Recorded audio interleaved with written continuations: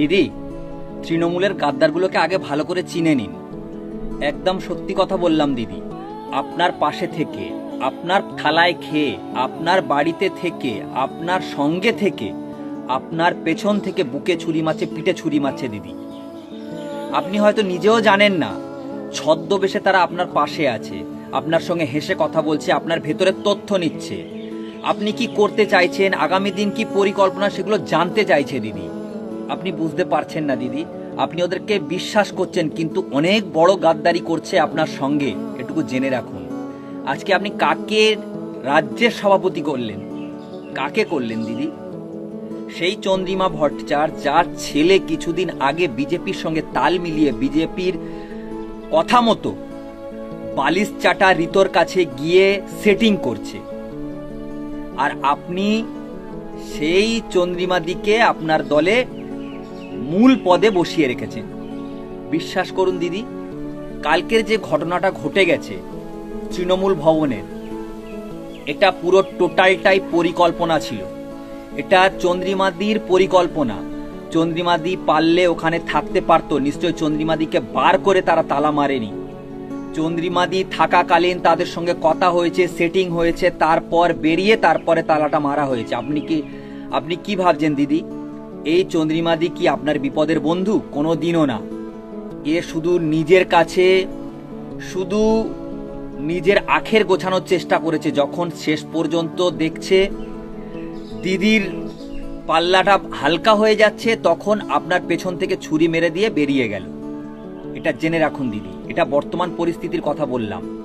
কারণ সেই ভবনে যদি তালা মারতেই হয়, ঋতবাবুরা যে তালাটা মেরেছেন, যদি চন্দ্রিমাদি সেখানে থাকতো, তাহলে সেই চন্দ্রিমাদি 10টা মিনিট বা 15টা মিনিট বা 16টা মিনিট সময় হাতে নিলেন না কেন?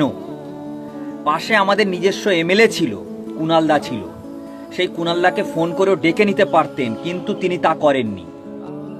দিদি, এরা হলো আপনার ভিতরে গোপন সূত্রের গাদ্দার।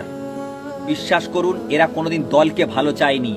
এরা নিজের আখের গুছিয়েছে, নিজের পকেট ভরেছে, নিজের স্বার্থ সিদ্ধি লাভের জন্য আপনাকে ব্যবহার করেছে দিদি। বিশ্বাস করুন, এখনো আপনি মানুষ চিনতে ভুল করছেন দিদি, এখনো আপনি মানুষ চিনতে ভুল করছেন দিদি।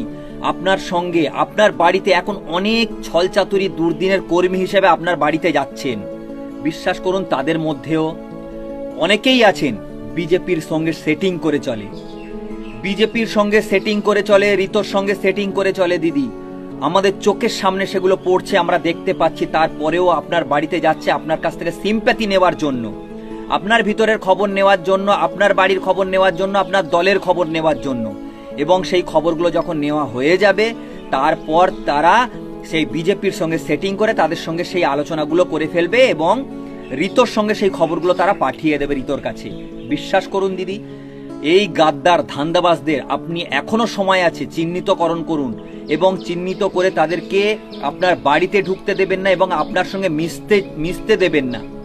আপনার সঙ্গে যারা মেশার চেষ্টা করছে প্রতিনিয়ত, আপনার দলের নেতা, আপনার দলের কর্মী আছে কিছু, তারা যেভাবে আপনার সঙ্গে বেইমানি করে চলেছে, এখনো পর্যন্ত বেইমানি করে চলেছে, তাদেরকে চিহ্নিতকরণ করুন দিদি।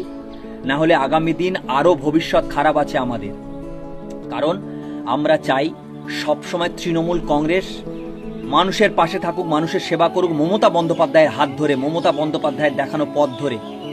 আজ তারা কি করছে? তারা নিজের মতন মন গড়া করে কাউকে চেয়ারপারসন করছে, কেউ এসে সিম্বল নিয়ে টানাটানি করছে, কেউ ব্যাংক অ্যাকাউন্ট নিয়ে টানাটানি করছে, মানে নিজেদের আত্ম স্বার্থের জন্য, নিজের পকেট গোছানোর জন্য, ধান্দাবাজি করার জন্য। বিশ্বাস করুন দিদি, তারা তৃণমূলকে ভালোবাসে না, তারা নিজেদেরকে ভালোবাসে। কিছুদিন আগে রচনাদির জিনিসটা দেখলাম, তার যে অহংকার, ঔদ্ধত্য মমতা বন্দ্যোপাধ্যায়ের ঊর্ধ্বে চরম সীমায় পৌঁছে গেছে। শুধু তাই নয়, একের পর এক এই সন্দীপন সাহা থেকে শুরু করে, ঋতবাবু থেকে শুরু করে, এই জাবেদ দা থেকে শুরু করে একের পর এক এমএলএ নিজের আখের গোছানোর জন্য তারা সেটিং করে চলছে দিদি। আর আপনাকে বিপদে ফেলে তারা পালানোর চেষ্টা করছে। বিশ্বাস করুন দিদি, আপনার পাশে এখনো পর্যন্ত নিঃস্বার্থ কর্মীরা আপনার পাশে আছে এবং পাশে থাকবে দিদি। আপনি ভয় করবেন না, আপনি শুধু চিহ্নিতকরণ করে গাদ্দার ধান্দাবাজদেরকে দল থেকে বার করে দিন, বাড়িতে প্রশ্রয় দেবেন না দিদি।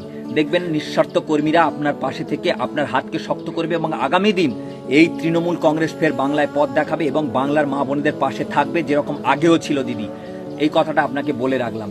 তাই একটা কথা মাথায় রাখবেন, যারা গাদ্দারি করছে, যারা গাদ্দারি করার চেষ্টা করছে, যারা স্বার্থসিদ্ধি লাভের জন্য, নিজের আখের গোছানোর জন্য একের পর এক প্ল্যান করছে, এই প্ল্যানকে দিদি ভেস্তে দিয়ে দিন এবং এদেরকে আপনার সীমানায় জায়গা দেবেন না দিদি।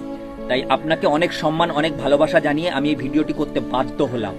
জয় বাংলা, মমতা বন্দ্যোপাধ্যায় জিন্দাবাদ।